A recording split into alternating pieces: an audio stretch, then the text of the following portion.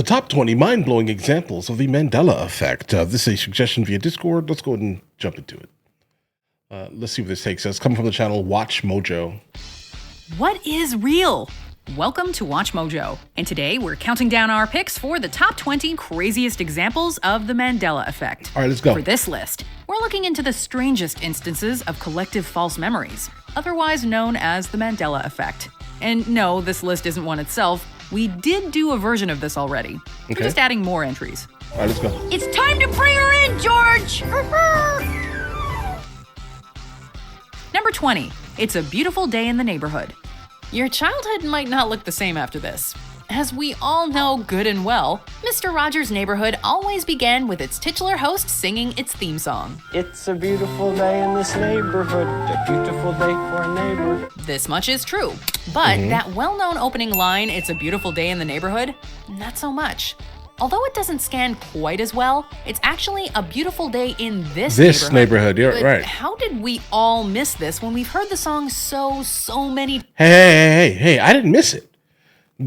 I figured you were saying it wrong. times in our youth? It's one hell of a day in my neighborhood. A hell of a day for a neighbor. It could be worse, we suppose. It's not like he was wearing leather jackets instead of cardigan sweaters this whole time.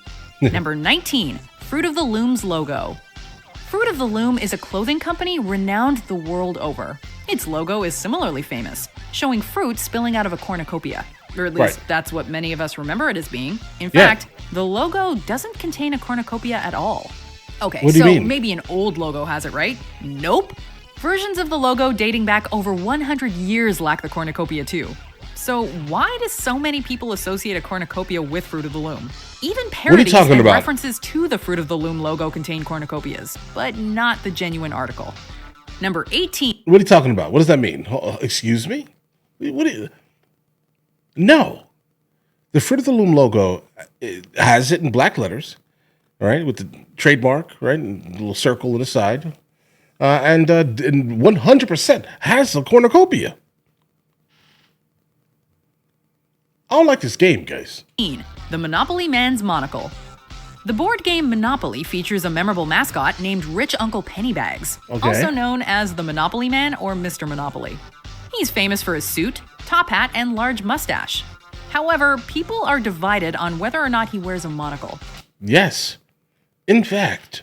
Reality seems to favor that he doesn't, but our memories of this childhood game can't be false, right? Ace Ventura, pet detective. And you must be the Monopoly guy. Heck, even Ace Ventura made the mistake, and he seems like he's got a good head on his shoulders.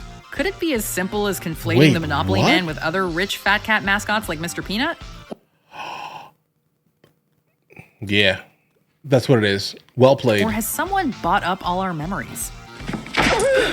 Number 7. I mean, we could be in some like parallel universe. I don't know. Maybe things are changing very fast, guys. Because I'm telling you, in my head at least, he has a monocle. 17. Sex in the City. This much-loved HBO show and subsequent movies follow a group of 4 women and their love lives in New York City. I didn't feel a thing. It was like, hey, babe, gotta go. Catch you later. And I completely forgot about him after that. But are you sure that isn't just because he didn't call you? However, strangely, there is some disagreement on what its title is. Although some would swear up and down it's called Sex in the City. Yeah, I don't know, guys. Its title is actually... I've never seen this show. I've never heard of it. Sex and the City. Now, the easy explanation is that people tend to slur the word "and" a lot, so that Sex and the City becomes Sex in the City. Really? However, there also seems to be plenty of merch and newspaper headlines bearing the word "in" instead of "and," so what gives? Did reality go out for too many drinks with the girls? Number 16, Lucy Has Some Splaining. Okay, hold on. I've seen this. I Love Lucy is a classic sitcom and among the most influential TV shows of all time. It's Ricky. Hi, Ricky. Hi, Rick. What's going on here? Why'd you slam the door in their face? Lucy's husband on the show, Ricky Ricardo, played by real-life husband Desi Arnaz, had a particularly memorable catchphrase. Lucy, you've got some splaining to do. Right. Or did he? Lucy, you got some splaining to do. Yeah. 100%. No? While Ricky frequently said the word splain in various contexts, he never says this exact quote, despite the supposed line being cited all over pop culture. Lucy, you got some splaining to do.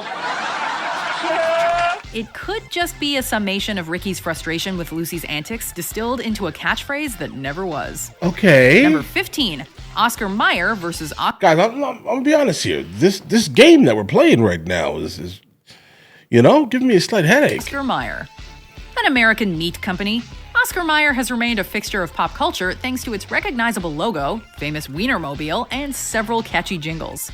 But its name is a source of some consternation, as a lot of people remember Meyer being spelled with an E instead of an A.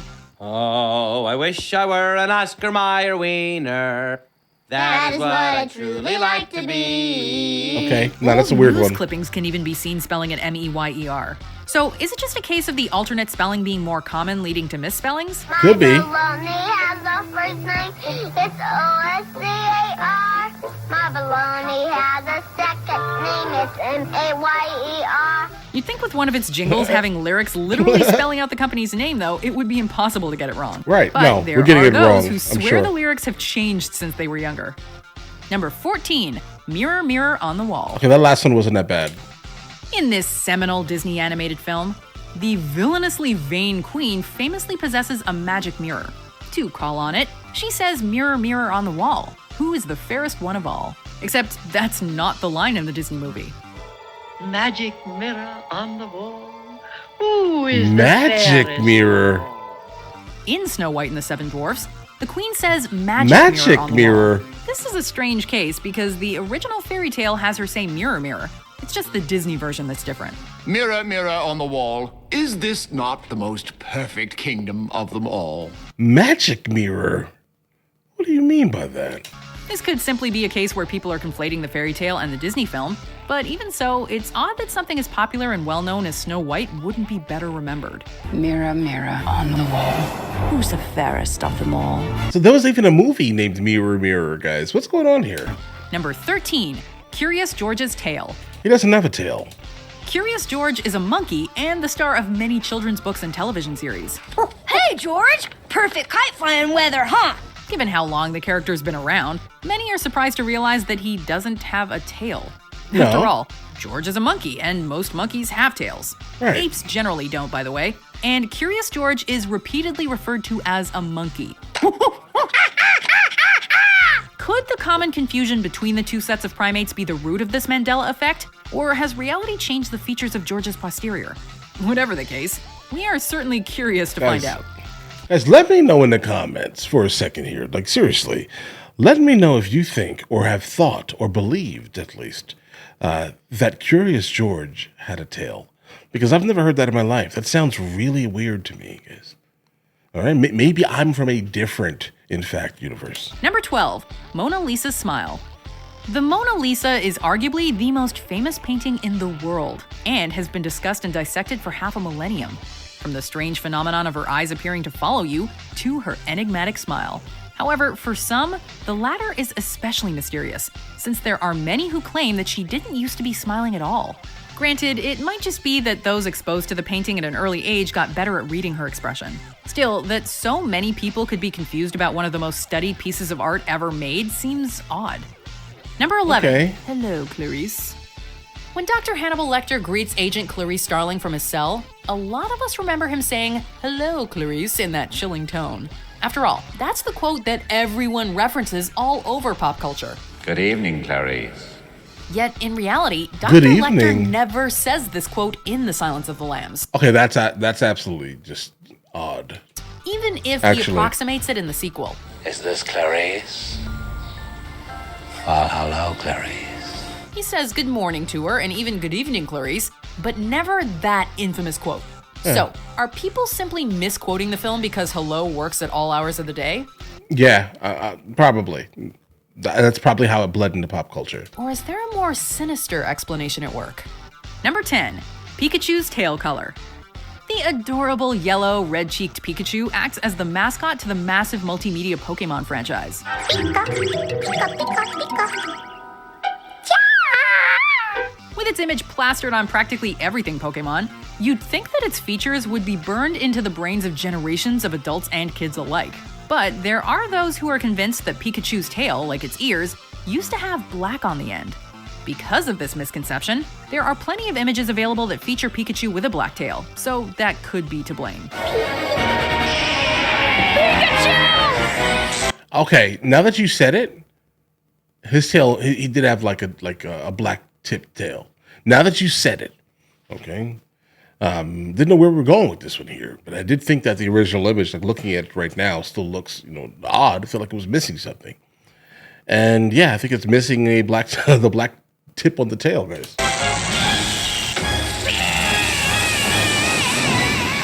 Or maybe people are remembering something they were into as kids and are surprised when they revisit it as adults. Yeah, I think that's what happens a lot of the times. Looney Tunes. We're getting to some deep cuts now. Okay. Looney Tunes is a franchise of Warner Brothers cartoons dating back to the early days of animation. Its characters are iconic to the medium and are practically as well known as those by rivals like Disney. What's up, Doc? But as famous as Looney Tunes is, there are some who believe its name's spelling is no longer the same. Some people remember its name as being Toons, Toons, as in cartoons, while the current spelling appears to be Tunes, Tunes, No. as in a synonym for music. Oh, you treacherous trickster.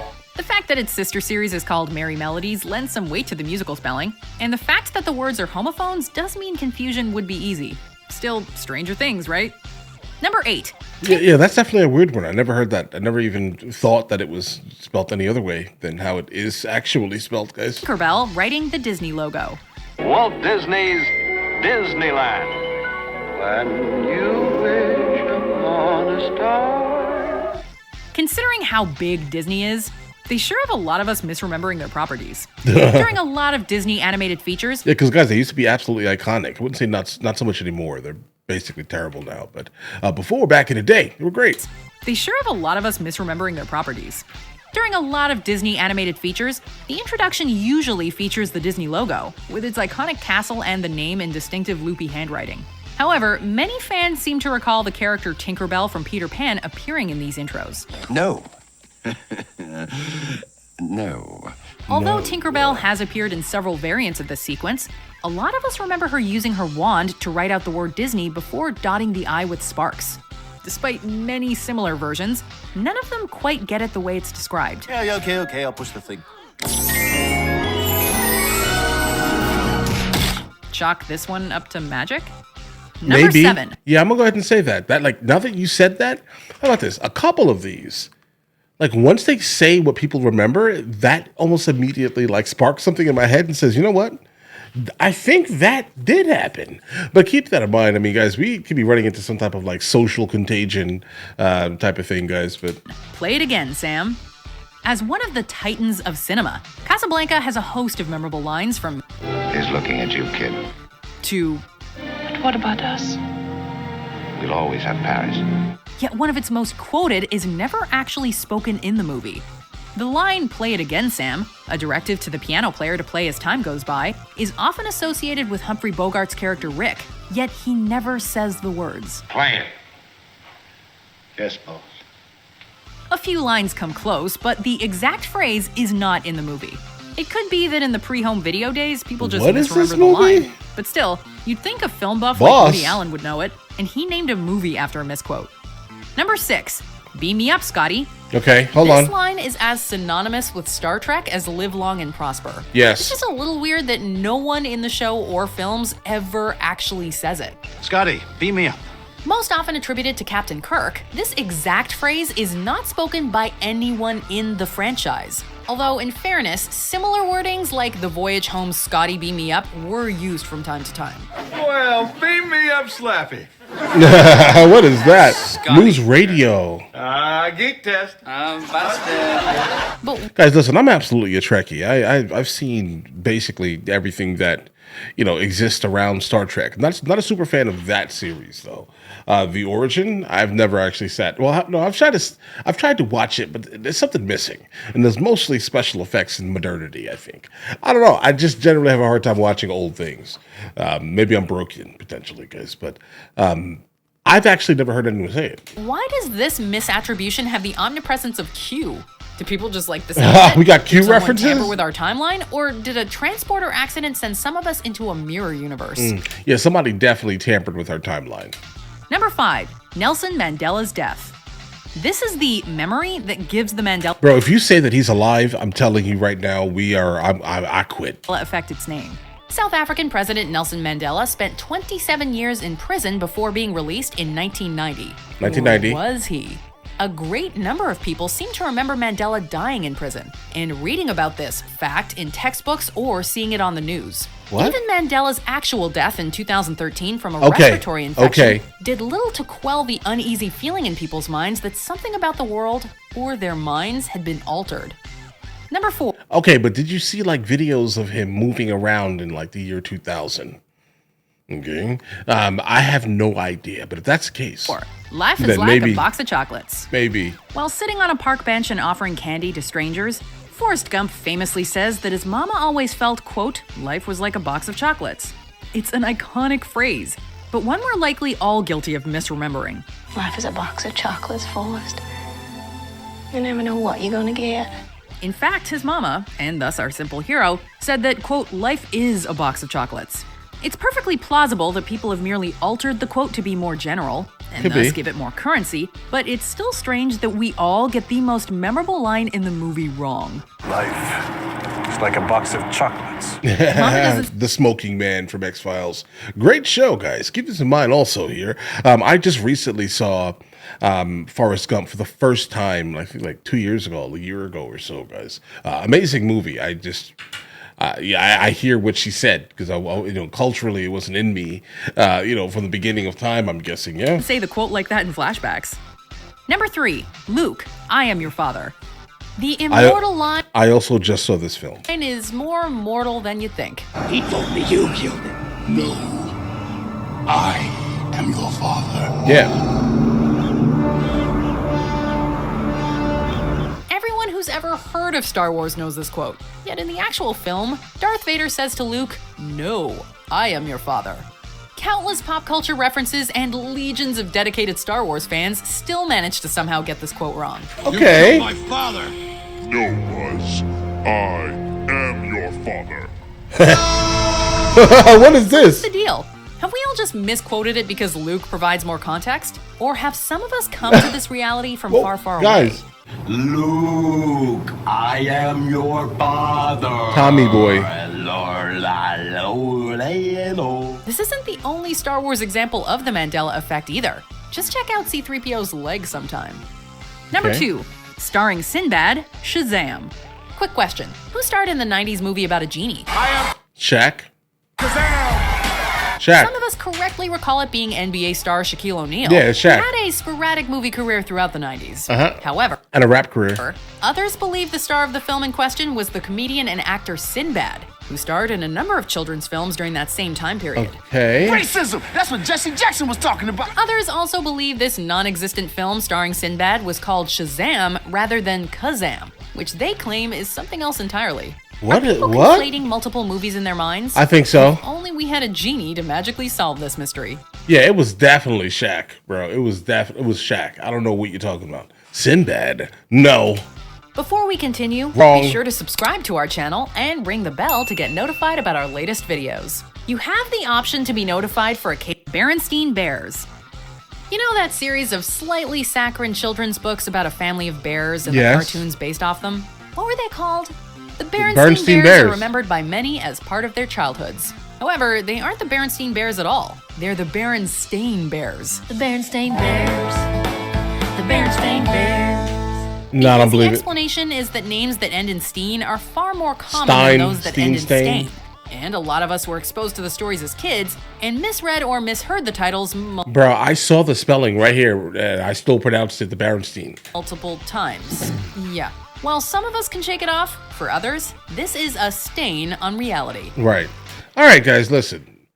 Some of these were much better than others, and I'm sure there are probably more. So, guys, if you want me to keep looking at these, I definitely don't mind it. But this definitely kind of gets to me. It feels like it, I don't know, it affects me in a negative manner. Because, like, Are you telling me that all the things that I believed as a child? Well, I guess I believed it when I was a child. So that just means that you should always go back and fix the things that you believe. Maybe you had a wrong belief system potentially, guys. I guess that's what that is. But this is a weird one. Mandela Effect. I've obviously heard of these things, right? But I've never actually took a deep dive into looking at examples of them. But it seems like there are a gigantic amount of them, guys. All right. Which one of these in the comments? Which one of these do you think is basically the most offensive? Personally, the monocle.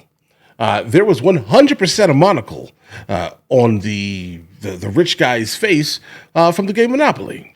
I don't know what you're talking about. But then when you kind of showed me the peanut with the monocle in the same spot where I thought the other, it just, I don't know, potentially. That could make sense, guys, at least. But all right, listen, guys, you guys all have an absolutely amazing day. Enjoy your day thoroughly.